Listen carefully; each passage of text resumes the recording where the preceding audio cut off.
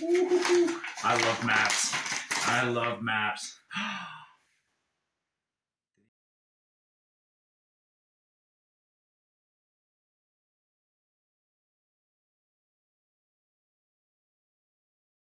Hey friends, hope everybody's doing okay. Coming at you live from my acreage. You can hear the highway in the background, the birds, and some noise, but it's not too windy today. And I'm in Alberta, and there's forest fires up north. Thankfully here we've had some rain, and we don't have any forest fires in the area, so it's all good. You saw from the title of this video, actually it's starting to rain, wow. Hey, perfect. This is going to be quick because you saw from the title of this video, it is a map review. Map reviews aren't very complicated. I did one last year from this exact series, you know, and so map reviews aren't very complicated because there's not much to talk about a map. But I just wanted to say a couple of things. So I'm doing this as a shout out to my friend Zenik, who at Fording Rivers. He did the map of Wilmore, which is fantastic. He did East Wilmore. I did a video on that. He's still working on a West Wilmore, but then he just sent me this map right now. Look at the title of that thing.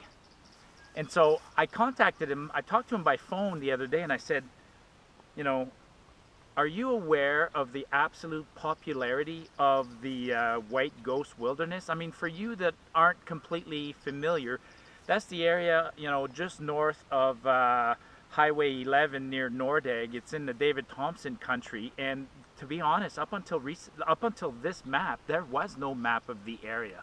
You know, areas, trails in that area that are popular include, you know, Allstone Lake, Kinglet Lake, Landslide Lake, Lake of the Falls, the Cline River, Coral Creek, and if you look on the literature, there's not a lot of, well, there is no map. To the best of my knowledge, there was no good map. So Zenik put together a map. Now what he does, what he's been doing, he's only been hiking for about a decade, which isn't very long, but man, during that decade, he's put in a lot of miles. And what he does is, he works in the construction industry, and he's able to take some time off in the summer and come to Alberta and spend upwards of 2-3 months in a row in an area, you know, hiking in and out and camping nearby. You know, I don't know exactly how he does it, but he explores these areas extensively, and he's been putting together these maps. So after this part, you know, later on, I'll unfold this in the kitchen, and I'll zoom in on some of the areas of this map. But you'll see that this map, right now, the timing of this map, because that area is so incredibly popular. Now, he sells these online, you know, www.fordingriverpublishing, I believe, .com. I'll put a link down in the bottom of the video, and he's selling this for $25. And it's not like the Amazon model where you, for books, for instance, where you could have a PDF, send it to Amazon, and whenever somebody orders a book, Amazon prints it and sends it to you. He can't do that with maps. What he has to do is he has to go out and pre-print these, and these are gorgeous maps. I mean, they're you know, they're done on a water-resistant, waterproof paper. He's got the legends. I'll show you the details, but the maps are gorgeous, and he's selling them for $25 online. And I know from talking to him that he's not making money. I mean, this is not a money-making venture. He's pre-printed, I think, about 3,000 maps, and he's selling them online. So I'm telling you right now, this is going to be an extremely popular one, especially after I do this video and I talk about it in other platforms. So make sure you go online quickly and buy this one. And then the last thing I wanted to say about maps is I did a quick survey on YouTube the other day, or on Facebook, sorry, and it turns out only about 40% of people, you know, go out on the hikes with maps. It's a lost art. People prefer to bring their phones or something else on the trail, and I'm telling you, bring a map, because it's convenient.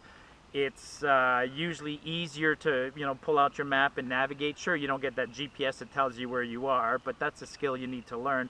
But the other thing I love about maps, you know, I always bring a maps, and when we're sitting around camp at the end of the night and you're got by the fire and somebody pulls out a map, and to see, you know, when you get a map, you get to you get to immerse yourself into the area and look at other areas from where you are and where you might go explore. It's a lot easier to sort of explore on paper looking at a map than it is looking at your GPS or your phone. But the other thing that always happens when you pull out a map around camp, as soon as you start folding it, somebody will say, hey, pass me that map. So, you know, the timing of this map is fantastic. I'll show you the details. The quality is absolutely amazing.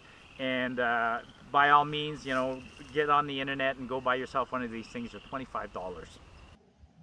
I've talked about maps before and how I like, you know, the 1 to 50,000 or 1 to 65,000 scale. So that's a good scale. I'm going to show some details here of the legend. So throughout the map, he's got a really good legend. Lots of symbols. You know, you got the popular backcountry campsites, the random backcountry campsite, horse sites, cabins, points of interest, lookouts, even Scrabbles. You know, he shows you where you got some steep cliffs to climb, perhaps. So very well organized. To get situated, you know, this is the Cline River trailhead. And then down in this corner, this is Saskatchewan Crossing. So like I said, it's an extremely popular area. I mean, this is the Cline River that heads to Pinto Lake. And he's even showing details like, you know, this old steep descent with the rope. And then you got things like Michelle Lake along the Great Divide Trail. Of course, you have, you know, the ever popular Landslide Lake and Lake of the Falls. I'm gonna put another piece of rock here. Hang on 1 second. And then, you know, even details like this. I didn't know there was cabins along there, and I've hiked that creek many times, and I've never, you know, found those cabins. And then you got trails like this where. What is that? Thompson Falls? I've never been there, so that's fascinating.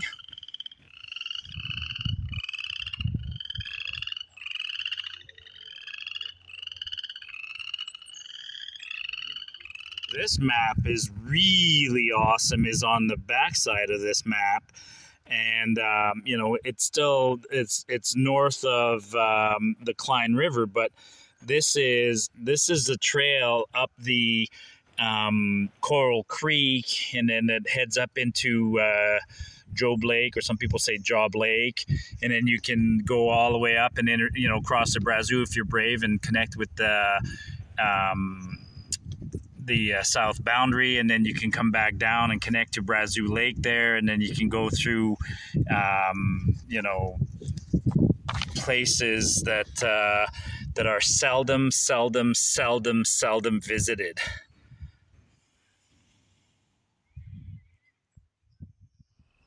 Cheers, folks. And Marty saying, of all things, get off the beaten path, and the Cline job area is the perfect area to get off the beaten path.